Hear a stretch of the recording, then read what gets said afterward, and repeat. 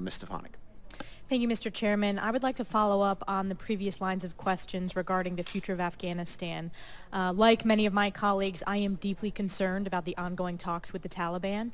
And last month, I also attended the Munich Security Conference with some other members here, and we had the opportunity to meet with President Ghani, who made it very clear that he does not respect the validity of these talks, considering the fact that the democratically elected government is completely excluded from these talks. So my question for General Votel is, I share that concern that the democratically elected government is not a part of these negotiations.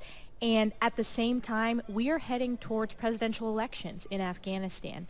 So how do the ongoing talks impact the overall legitimacy of the upcoming elections and the overall stability as we head into the upcoming elections? Well, I think certainly the fact that there is an upcoming election is a factor in the overall situation right at this particular point. You know, I can't dispute the fact that that's an aspect of this. But Congresswoman, I am not orchestrating the talks that Ambassador Khalilzad is doing. We speak with him obviously very regularly. We support him as closely as we can. It is my observation from my close discussions with him that he is in fact consulting with President Ghani on a regular basis, keeping him well informed, and that the actual initiation of these discussions was done with President Ghani's knowledge and support.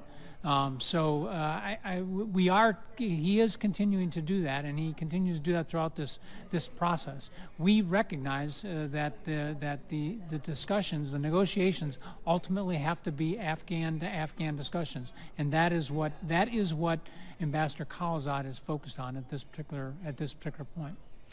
Okay, I appreciate that, General Votel, but President Ghani's message to us was crystal clear that not having the democratically elected government have a seat at the table during the negotiations nullifies how they could come to a positive outcome. So I just wanted to share my concern, particularly as it relates to the legitimacy of the upcoming elections and how we are potentially undermining that by engaging in these talks with the Taliban.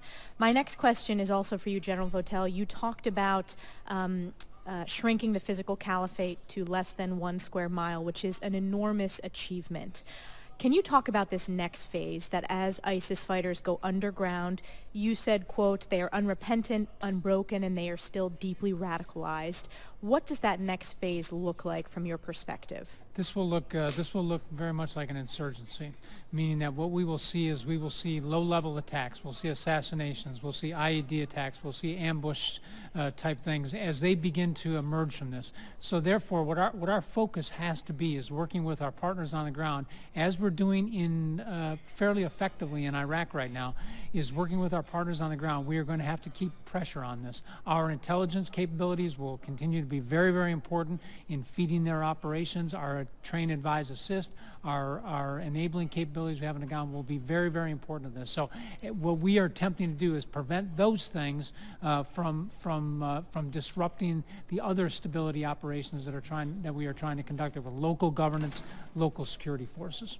Thank you. And General Waldheiser, I wanted to follow up on your opening statement. What I noticed was absent is lessons learned regarding the fateful attack in Niger that took place in October 2017. How has U.S. AFRICOM, along with interagency and by, with, and through partnerships, what have we learned? How have we updated our intel collection? How are we making sure that our operators have access to the most up-to-date, accurate, exquisite intel possible? And I also wanted to ask, when can we expect to see the report in Section 1276 of the FY19 NDAA? So first of all, Congressman, there's been many lessons learned and changes to procedures since the Niger incident a while back.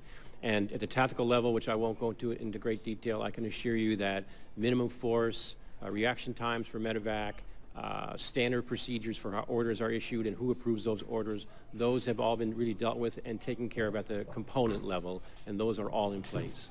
The investigation itself had 23 findings, 19 of which required action. 7 of those were for AFRICOM. The others were for the Army and for U.S. SOCOM. The items that AFRICOM had to, as an example, would be formalizing memorandums of agreement with the French for medevac, which we've done, updating the number of Blue Force trackers, for example, that troops have on the ground, and those type of things. So from the AFRICOM perspective, all the tactical items which weren't part of the investigation but needed to be fixed, those have been taken care of, and we can talk in closed session if you want more detail. And as far as the investigation goes, we're good. Thank you. Where the We report can is, talk more, and a lot of this is better in a closed session anyway. So Thank we you. can talk more when we get upstairs. Mr.